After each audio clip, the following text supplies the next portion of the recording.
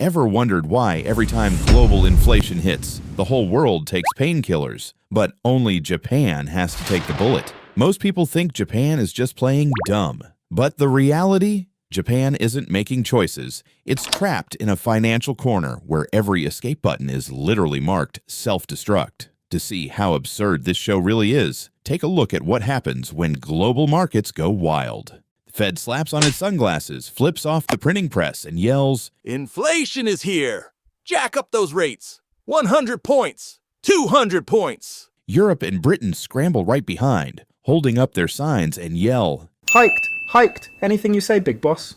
Then the camera pans over to the corner where Japan is sitting, shivering in a cold sweat.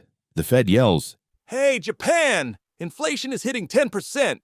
We hiked, Europe hiked, everyone hiked. Why on earth are you still clinging to 0%? Japan slaps both hands over its face, slumping to the floor in total panic. Bro, I want to hike, but if I so much as twitch a finger toward that button, my entire financial system gets nuked.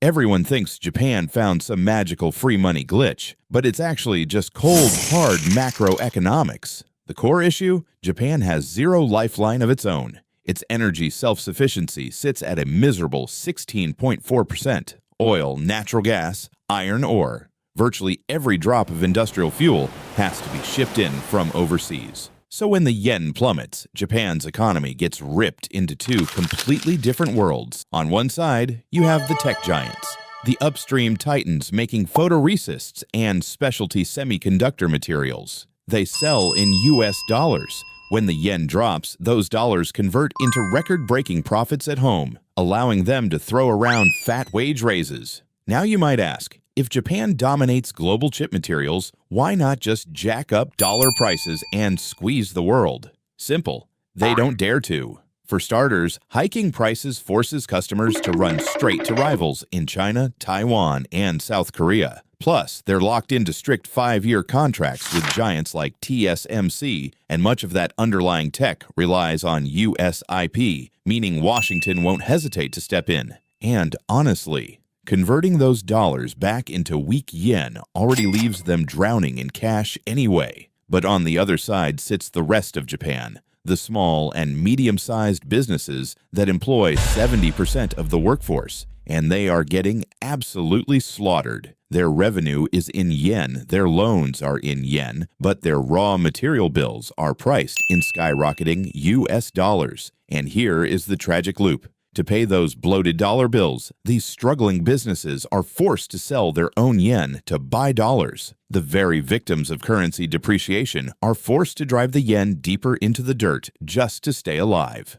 As the yen turns into monopoly money, everyone screams at the Bank of Japan, "Do something!" So the BOJ looks at its central bank control panel, weeping because there aren't actually any safe tools on the machine, just 3 glowing self-destruct buttons. Button A, raise interest rates. You think about pushing it? Boom. Japan's government is currently buried under a mountain of debt, over 260% of its GDP. Raise rates even a fraction, and interest payments explode overnight, forcing the government to print even more yen just to service that debt, crashing the currency even faster. Button B, intervene in currency markets. Okay, so you try pushing B to sell dollars and buy yen. Wall Street short sellers can read Japan's balance sheet from a mile away. They will swallow every single dollar the BOJ throws at the market and short the yen even harder. Button C, dump bonds and shrink the balance sheet. What about C? Unfortunately, Japan's commercial banking giants are stuffed to the brim with old zero-yield bonds.